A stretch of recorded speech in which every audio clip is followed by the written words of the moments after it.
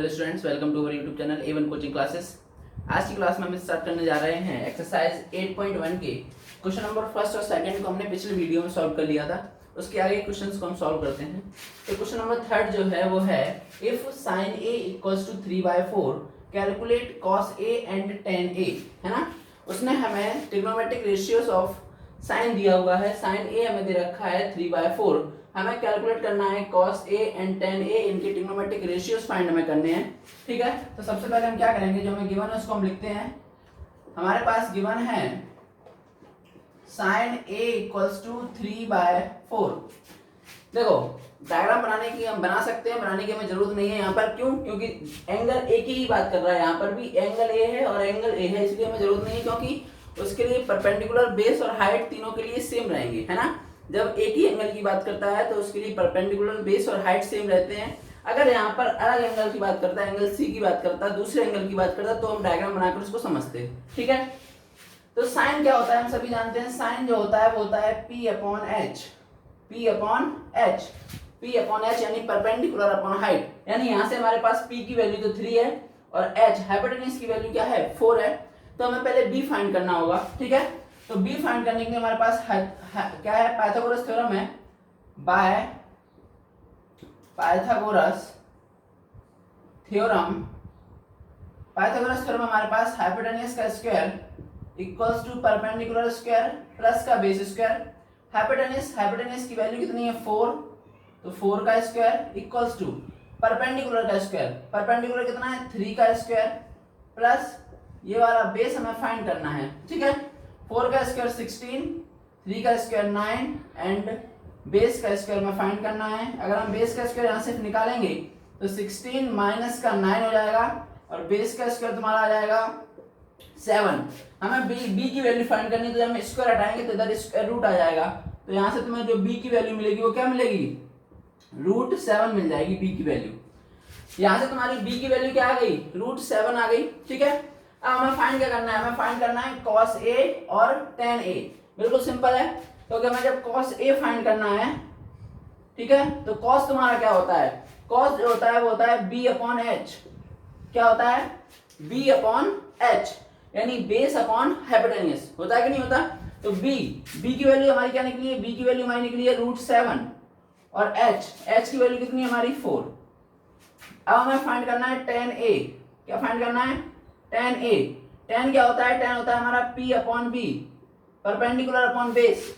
Perpendicular की value क्या है हमारी, परपेंडिकुलर की वैल्यू है 3 और बेस की वैल्यू कितनी है हमारी, बेस की वैल्यू हमारी √7। ठीक है, तो इस क्वेश्चन में हमें ये दोनों वैल्यू फाइंड करनी थी। अब इसी के साथ हम क्वेश्चन नंबर 4 को भी देख लेते हैं। 4 में उसने हमसे क्या बोला है, given 15 cot a equals to 8, find sin a and sec a। ठीक है, तो मैं इसको मिटा के, बिल्कुल सेम टू सेम क्वेश्चन यही है। इसमें क्या बोला है उसने हमें गिवन है, इस वाले क्वेश्चन में उसने हमें गिवन क्या है, 15 cot a equals to 8। 15 cot a equals to 8। तो जब हम यहाँ से cot a की वैल्यू निकालेंगे तो यहाँ पर जो 15 मल्टीप्लाई में होता जाएगा तो डिवाइड में, यानी 8/15। ये हमारा cot a आ गया 8/15। अब पहले हम यहाँ से जो हमें वैल्यू मिलती है ना, ट्रिग्नोमेट्रिक रेशियो, हमें यहाँ से हमें परपेंडिकुलर और बेस क्या मिल रहा है वो हम देख लेते हैं। तो cot क्या होता है, जो हमारा cot होता है tan का उल्टा। तो tan होता है हमारा p/b, तो cot हो जाएगा b/p। ठीक है, तो ये तुम्हारा क्या हो जाएगा, ये हो जाएगा b/p। ठीक है, b/p हो गया, यानी यहाँ से बेस की वैल्यू मिल गई है 8 और परपेंडिकुलर की वैल्यू मिल गई है 15। तो जब बेस हमारा 8 है, ठीक है, और परपेंडिकुलर 15 है, तो हम पाइथागोरस थ्योरम निकाल के h निकाल लेंगे। तो हम पाइथागोरस थ्योरम से लगाएंगे हाइपोटेन्यूज का square equals to perpendicular square plus का बेस स्क्वायर। हाइपोटेन्यूज हमें स्क्वायर निकालना है, परपेंडिकुलर की वैल्यू कितनी है 15, यानी 15 का स्क्वायर प्लस बेस की वैल्यू कितनी है 8, यानी 8 स्क्वायर। निकालते हैं, 15 का स्क्वायर होता है 225 प्लस 8 का स्क्वायर होता है 64। हम जब स्क्वायर करेंगे तो हमारा आ जाएगा 289। हमें h की वैल्यू फाइंड करनी है, तो h की वैल्यू फाइंड करेंगे तो इसका पर लग जाएगा स्क्वायर रूट, और 289 का स्क्वायर रूट अगर निकालेंगे तो कितना निकलेगा 17।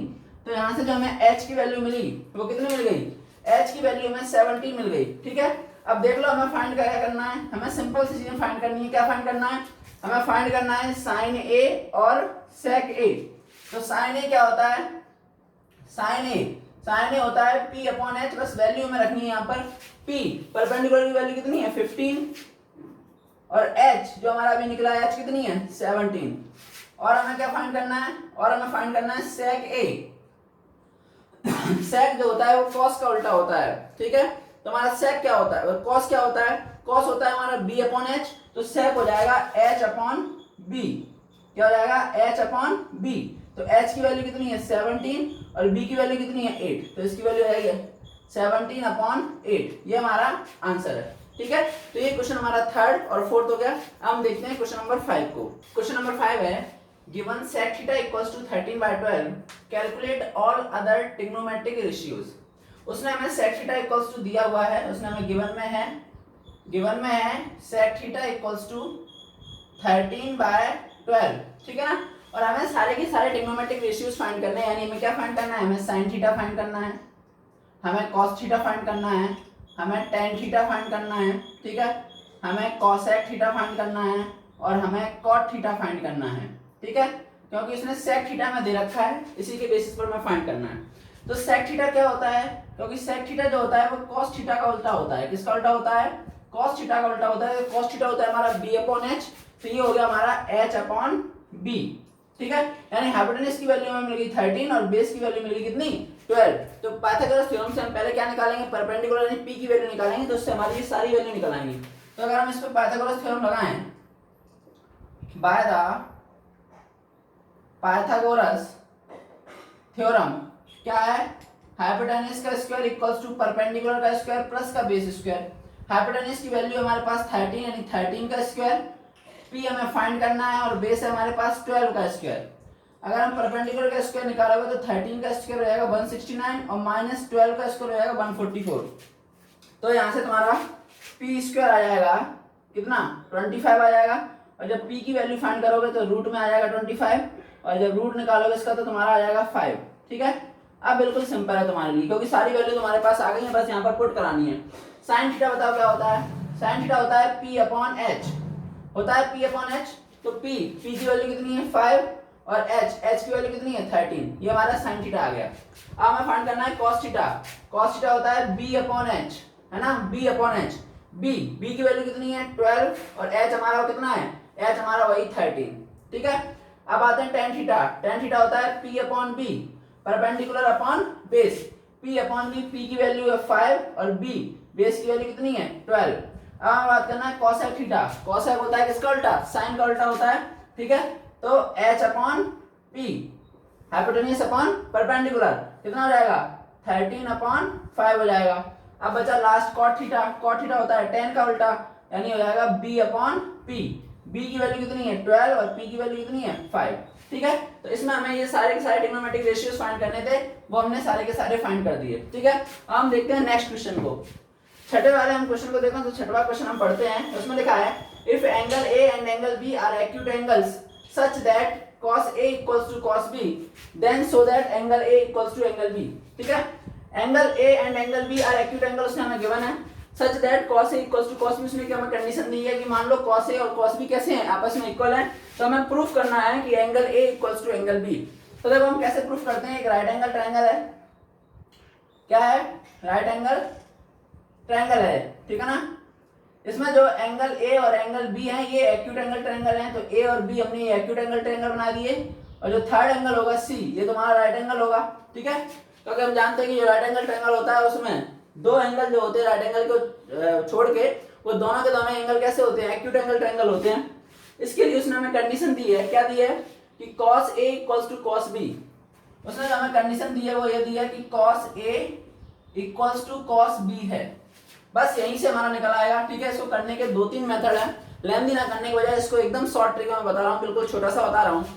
हम क्या करेंगे, हम cos a और cos b यानी trigonometric ratios of angle a और trigonometric ratios of angle b निकालेंगे यहाँ से cos के, ठीक है। तो हमारा बिल्कुल आसान हो जाएगा। अगर मैं cos a निकालूं यहाँ से, ट्रिग्नोमेट्रिक रेशियोज निकालूं इसका, तो देखो एंगल a की बात कर रहे हैं, किसकी बात कर रहे हैं, एंगल a की बात कर रहे हैं कि नहीं कर रहे हैं। तो cos क्या होता है सबसे पहले ये बताओ, cos क्या होता है, cos होता है तुम्हारा b अपॉन h यानी बेस अपॉन हाइपोटेन्यूज। तो सबसे पहले इसके लिए बेस क्या होगा, एंगल a की जब हम बात कर रहे हैं तो देखो ये तुम्हारी हाइपोटेन्यूज है और इसकी जो एडजेसेंट साइड है ये तुम्हारी क्या हो जाएगी, बेस हो जाएगी इसके लिए, किसके लिए, इसके लिए, फॉर एंगल ए। तुम्हारे लिए बेस क्या हो जाएगा, बेस हो जाएगा AC, ठीक है। तो मैं यहाँ पर लिख रहा हूँ क्या होता है, ये B/H होता है, और cos यहाँ पर भी है तो ये भी B/H होता है, लेकिन एंगल अलग अलग है। A की बात कर रहा है, यहाँ पर B की बात कर रहा है, इसलिए जो हम साइड्स लेंगे वो अलग अलग लेंगे। तो इसके लिए ये बेस हो गया, तो बेस यानी AC, और हाइपोटेनस दोनों के लिए सेम है तो AC/AB। ऐसे ही जब हम इसकी बात करेंगे, किसकी बात करेंगे, एंगल B की बात करेंगे, एंगल B की बात कर रहे हैं तो ये तो हाइपोटेनस हो गई, और इसकी जो एडजेसेंट साइड है ये क्या हो गई, ये तो हाइपोटेनस हो गई, इसकी एडजेसेंट साइड इसका बेस हो जाएगी, तो इसके लिए बेस बनेगा BC, और इसके लिए हाइपोटेनस भी वही है AB। AB से AB कैंसिल आउट हो गया, ठीक है। तो यहां से तुम्हारा निकल के आ गया AC = BC। AC = BC हमारा निकल के आ गया। AC क्या है, AC हमारी क्या है, AC यानी ये वाली साइड, और BC यानी ये वाली साइड, ये दोनों साइड आपस में इक्वल आ गई। तो हम सभी जानते हैं कि किसी भी ट्रायंगल की अगर दो साइड्स इक्वल होती हैं तो उनके सामने बनने वाले अपोजिट एंगल भी इक्वल होते हैं, ठीक है ना। तो ये दोनों साइड हैं, ये दोनों साइड, तो इनके अपोजिट बनने वाले एंगल यानी इसके सामने बनने वाला एंगल ये और इसके सामने बनने वाला एंगल ये दोनों भी आपस में इक्वल होंगे। तो हम यहां से कह सकते हैं कि एंगल A = एंगल B, ठीक है ना। और यहां पर हम क्या रखेंगे, angle opposite to equal sides are always equal, ठीक है ना। क्या लिखेंगे हम, angle opposite to equal sides are always equal. Opposite side के जो इक्वल साइड्स होती हैं उनके अपोजिट बनने वाले एंगल भी कैसे होते हैं, इक्वल होते हैं, ठीक है। तो ये हमारा क्वेश्चन नंबर 5 और क्वेश्चन नंबर 6 हो गया, ठीक है। आज की क्लास में हम इतना ही रखते हैं, नेक्स्ट क्लास में हम इसका क्वेश्चंस को सॉल्व करेंगे। वीडियो कैसा लगा लाइक और शेयर करें। Thank you so much.